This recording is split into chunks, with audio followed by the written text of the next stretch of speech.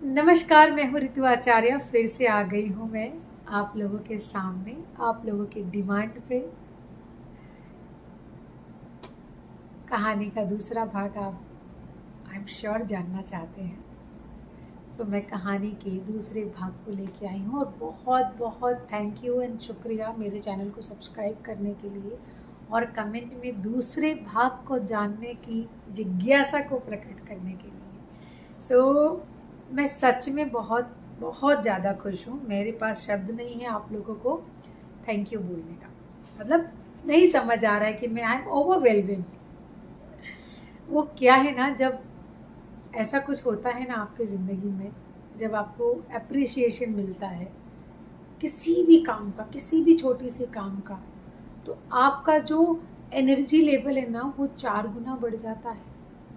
और आप हमेशा एक छोटी सी अप्रिशिएशन के लिए अपने अपने जीवन में बहुत सारे जद्दोजहद करते हैं। कभी मिलता है, कभी नहीं मिलता है। कुछ लोग सोचते रहते हैं कि क्यों मैंने इतना किया बट मुझे अप्रिशिएशन नहीं मिलता। तो ऐसा भी होता है, लेकिन वैसे लोग भी हार नहीं माने जैसे कि मैंने हार नहीं मानी। मुझे सच में यकीन नहीं हो रहा है कि मैं यूट्यूब चैनल पे कंटिन्यूस इतनी सारी वीडियोस बना पाऊँगी, लेकिन आप लोगों की अप्रिशिएशन की वजह से वो बोलते हैं ना, जब जागो तब सवेरा। तो मेरी कहानी भी कुछ ऐसी ही है। मुझे भी अच्छा लगता है अप्रिशिएशन, डेफिनेटली हर किसी को अच्छा लगता है कि आप उसकी थोड़ी सी तारीफ़ कर दें। मैं खुद को पहली बात तो बहुत ज़्यादा परफेक्ट नहीं समझती हूँ। मैं जो वीडियोस भी डालती हूँ बिल्कुल रॉ होता है। मुझे एडिटिंग करनी भी नहीं आती है, क्योंकि वो मेरा फोटे नहीं है। लेकिन मुझे ऐसा लगता है कि मैं जैसी हूँ वैसी ही आपके सामने आऊँ। कई बारी बोलने में भी मैं भूल जाती हूँ। जैसे ये आ रहा है, तो बहुत सारे लोगों ने मुझे सजेशन भी किया कि ये चीज़ मत लाओ, लेकिन मैं कोशिश करती हूँ। लेकिन मैं क्या करूँ, मैं एक्टर तो हूँ नहीं, और ना ही मेरे पास ऐसा स्पेशल कैमरा है कि एक एक डायलॉग लूँ, जूम करूँ, वो करूँ। नहीं होता है मुझसे। मैं जो हूँ ऐसी ही हूँ, और मुझे खुशी है कि मेरी ऑडियंस ने मुझे ऐसे ही एक्सेप्ट किया है। बिल्कुल प्योर, नो फिल्टर, नथिंग। हाँ, तो मैं मुद्दे की बात पे आती हूँ कि आखिरी मुलाकात में ऐसा क्या था कि उनको जो आखिरी मुलाकात करना पड़ा, मतलब वजह क्या थी उनके आखिरी बार मिलने की। दरअसल था ऐसा कि प्रेमा और साहिल बचपन से ही एक दूसरे को जानते थे। वो दोनों बचपन से ही एक दूसरे को जानते थे और बचपन से ही एक दूसरे को पसंद भी किया करते थे, क्योंकि वो लोग एक ही कॉलोनी में रहते थे और बचपन से एक साथ स्कूल किया, एक साथ कॉलेज किया। उन दोनों को एक दूसरे की हर एक बात पता होती थी, लाइक अच्छी बात हो, बुरी बात हो, जैसी भी बात हो, उनको हर चीज़ पता था। उनके अंदर इतनी ट्रांसपेरेंसी थी कि वो उसके हाव भाव से समझ जाते थे कि अभी प्रेमा को क्या चाहिए। तो यही एक अपने आप में आप दोस्ती कह ले, मोहब्बत कह ले, एक बहुत बड़ी मिसाल है कि जब सामने वाला व्यक्ति आपको देख कर ही अनुभव कर ले कि आपको किस चीज़ की ज़रूरत है, आपकी आंखों में ही वो पढ़ ले। कितना अच्छा लगता है ना ऐसा। मुझे तो बहुत अच्छा लगता है अगर कोई मेरा करीबी दोस्त, इवन मेरे कोई करीबी फैमिली वाले मेरे चेहरे को ही पढ़ के अनुभव कर ले कि मैं क्या महसूस कर रही हूँ। तो इतना उनका प्यार इस तरह था। और चूंकि बचपन से वो दोनों साथ में रहे थे, तो उनको ये नहीं महसूस हो रहा था कि इसे मोहब्बत कहते हैं या इसे क्या कहते हैं। फिर जैसा कि वही होता है कि ग्रेजुएशन के बाद आपको मास्टर्स के लिए बाहर जाना पड़ता है। तो जब प्रेमा बाहर जा रही थी, तब उनको एहसास हुआ कि यार मैं इसके बिना मैं कैसे रहूँगी, मैं कैसे मैनेज करूँगी। क्योंकि छोटी छोटी बातों पे ही वो दोनों एक दूसरे को समझाते थे, एक दूसरे को सपोर्ट करते थे। कोई भी प्रोजेक्ट हो हमेशा मिल के बनाया, सब्जेक्ट भी दोनों के एक जैसे थे, तो वो फ़र्क पड़ता था। और शाहिद इसलिए नहीं जा सकता था साथ में क्योंकि वो अफोर्ड नहीं कर सकता था बाहर जाके पढ़ना। फिर क्या हुआ कि जैसे तैसे वो खुश हुआ कि नहीं, तुम्हें अगर ये अपॉर्चुनिटी मिल रही है, तुम्हें ये मौका दिया है, तो तुम जाओ, मैं यहाँ पे तुम्हारा इंतज़ार करूँगा। जब वो लोग बाहर जाते हैं फिर फ़ोन पे बातचीत उनकी होती है, वो दोनों एक दूसरे को खत लिखते हैं। फिर धीरे धीरे उन्हें ऐसा पता चला कि वो दोनों एक दूसरे से बहुत प्यार करते हैं, मतलब इतनी मोहब्बत जिनका एहसास उनको दूर जाने के बाद हुआ। फिर 4 साल के एक लंबे इंतज़ार के बाद में जब प्रेमा वापस आती है, तब वो उसको बोलती है कि मैं तुम्हारे साथ पूरी ज़िंदगी रहना चाहती हूँ और मुझे तुमसे मोहब्बत है। और दोनों ने अपने प्रेम को एक्सेप्ट किया और एक दूसरे के साथ पूरी ज़िंदगी निभाने का वचन एक दूसरे को ही दिया। फिर क्या था, अब उन्हें ये तो पता चल गया था। फिर वो दोनों सोचते, बात करते कि अब कैसे अपने घर पे बताएं हम। अच्छा, यहाँ पे कहानी में एक ऐसा है कि दोनों ही अपने परिवार की इकलौती संतान थे, मतलब ये भी अकेला था, वो भी अकेली थी। अब दिक्कत ये थी कि वो अपने घर पे परिवार पे कैसे बोले। जो प्रेमा का परिवार था वो बहुत ही प्रतिष्ठित था अपने समाज में, सोसाइटी में। और उसके जो पिताजी थे अपने समाज में, वो हमेशा उन्होंने विरोध किया था दूसरे कास्ट में मैरिज करना या लव मैरिज के बहुत ही बड़े अगेंस्ट थे। लेकिन ये बात प्रेमा को पता थी, लेकिन प्रेमा को ये भी पता था कि मेरे पिताजी मुझसे इतना प्रेम करते हैं कि वो समझेंगे, मेरी इस भावना को समझेंगे। तो थोड़ा सा ओवर कॉन्फिडेंट थी प्रेमा भी अपने इस चीज़ को लेके, लेकिन उसे अपने माँ बाप का दिल भी नहीं दुखाना था, किसी भी एंड पे नहीं दुखाना था। तो उसने पहला प्रयास तो यही किया कि वो अपने माता पिता को मनाए, उनकी समझाने की कोशिश करे कि शाहिद एक बहुत अच्छा लड़का है। और सामने शाहिद की फैमिली वो मान गई थी, क्योंकि वो भी एक इकलौता बेटा था। तो यही समस्या सामने उनकी भी सोसाइटी और समाज में होनी थी, लेकिन चूंकि इकलौता बेटा होने के कारण वो लोग इस बात को मान गए। उन्होंने अपने बेटे की उसको बहुत सपोर्ट किया कि ठीक है, हम तैयार हैं इसके लिए। अब था बारी कि एक परिवार मान गया है, दूसरा परिवार नहीं माना है।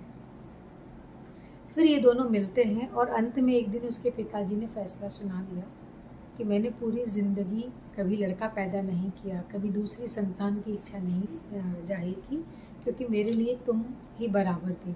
आज तुम्हें पढ़ाई लिखाई करवाने में मैंने कभी कोई कमी कसर नहीं छोड़ी। तुम्हें हर तरह की मैंने आज़ादी दी है, हर तरह की सोच, अच्छा बुरा भी तुम अपना समझ सकती हो, वो भी मैंने दिया है। लेकिन ये मेरे सभ्यता, मेरे संस्कार के खिलाफ है कि तुम जाके पूरी ज़िंदगी मैंने लोगों को समझाया है कि अपने इसके अंदर रहना, अपने दायरे में रहना, लव मैरिज नहीं करना, माता पिता की ही मर्ज़ी से शादी करना।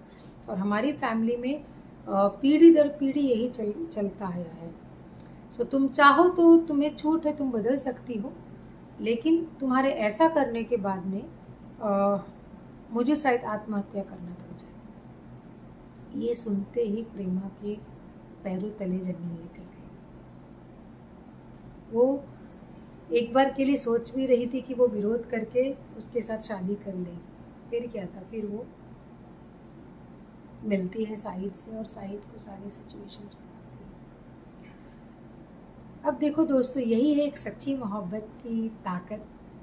जब वो सारी बातों को उसे बताती है तो वो मुस्कुराता है और कहता है कि मैं तुम्हें जितने वर्षों से जानता हूँ उसके दुगने वर्षों से वो तुम्हारे माता पिता हैं, और मैं चाहता हूँ कि तुम अपने माता पिता का मान सम्मान हमेशा रखो। मैं बिल्कुल नहीं चाहता हूँ कि तुम्हारी वजह से, हमारे प्रेम की वजह से एक माता पिता का सर झुके समाज में कहीं भी। मैं तुमसे ज़रूर शादी करता, लेकिन उनकी मर्ज़ी। मैं घर से भाग जाने में, या मैं नहीं चाहता कि जो वो मेरे बारे में सोच रहे हैं वो वही सोच लेके दम तोड़ दे या उनको समाज में किसी भी तरह का तिरस्कार का सामना करना पड़े। कहाँ मिलते हैं ऐसे बच्चे, कहाँ मिलते हैं ऐसे बच्चे। सच में मतलब सोच के भी रोंगटे खड़े हो जाते हैं, क्योंकि 1-2 साल का टेम्पररी मोहब्बत नहीं थी, बचपन का प्यार था उनका। और उसके बावजूद फिर दोनों तय करते हैं कि जहाँ वो हमेशा मिला करते थे, शहर की एक लंबी इमारत में, वहाँ पे वो दोनों मिलने जाएंगे एक आखिरी बार। फिर इसीलिए ये मुलाकात होती है उनकी आखिरी मुलाकात। और इसके बाद सच मानो प्रेमा ने कभी पीछे मुड़ के नहीं देखा। उसे नहीं पता कि साहिल क्या कर रहा है, और उसे भी नहीं पता कि प्रेमा क्या कर रही है। प्रेमा ने अपने माता पिता की मर्जी से और पूरे दिल से खुशी से शादी की। और जिस दिन वो आखिरी मुलाकात था, सारे गिले शिकवे, पुरानी यादें, हर तरह का लड़ाई झगड़ा, वो सब उन लोगों ने इतनी आसानी से, इतनी मोहब्बत से सब खत्म कर दिया, जैसे कुछ हुआ ही नहीं था उनके जीवन में, जैसे वो एक दूसरे को जानते ही नहीं थे। आप जानते हैं सब वो क्यों कर पाए? क्योंकि निस्वार्थ प्रेम था। उनके प्रेम में एक दूसरे को पा लेना, एक दूसरे की इज्जत करना, किसी को डिसरिस्पेक्ट करके अपनी मोहब्बत पे अपनी जीत हासिल करना, ऐसा उनका बिल्कुल भी इरादा नहीं था। मेरी भी आंखें भर आई, थोड़ी इमोशनल हो गई मैं, क्योंकि सच में ऐसी मोहब्बत देखने को नहीं मिलती है। आज छोटी छोटी चीज़ों पे ही मैं देखती हूँ वो झगड़ लेते हैं, 2 मिनट में ही वो ब्रेकअप हो जाता है। और लेकिन इस सोच के साथ कि माँ बाप का दिल ना दुखे। मुझे नहीं पता कि प्रेमा के पिता को बाद में क्या फील हुआ होगा, क्या नहीं, क्या वो उसकी भावना को समझ पाए भी होंगे कि नहीं, लेकिन हेड्स ऑफ है मुझे प्रेमा पे, और हेड्स ऑफ है ऐसी सोच पे। और आप लोगों का क्या कहना है? अगर आप प्रेमा और साहिल के जगह पे होते तो आप क्या करते? प्लीज़ कमेंट बॉक्स में बताइए। और अगर आगे भी आप इस तरह की कहानियों में रुचि रखते हैं तो वो भी कमेंट बॉक्स में बताइए, मैं लेके आऊँगी आपके लिए। अभी तक अगर आपने मेरे चैनल को सब्सक्राइब नहीं किया है तो हाथ जोड़ के विनती है कि प्लीज़ सब्सक्राइब कीजिए, लाइक कीजिए, कमेंट कीजिए, और हो सके तो शेयर भी कीजिए। Thank you. नमस्कार दोस्तों, मैं ऋतु आचार्य। कैसे हैं आप लोग? उम्मीद करती हूँ बिल्कुल मज़े में होंगे। अभी भी कुछ लोगों ने मेरे चैनल को सब्सक्राइब नहीं किया है। मैं बार बार आप लोगों से रिक्वेस्ट करती हूँ, सुनते क्यों नहीं है? आते हैं, वीडियो को देखते हैं, कभी कभी लाइक कर देते हैं, लेकिन प्लीज़ सब्सक्राइब कर दीजिए। वो इसलिए कर दीजिए ताकि आप सब्सक्राइब करेंगे और नोटिफिकेशन बेल आइकन को दबाएंगे तो ही हमारे आने वाले सारे अपडेट्स आपको मिलते रहेंगे। कुछ कहानियाँ, कुछ शेरो शायरियाँ, कुछ निजी बातें। आज मैं फिर से एक छोटी सी कहानी लेके आई हूँ, और कहानी का नाम है तलाक। डरिए मत।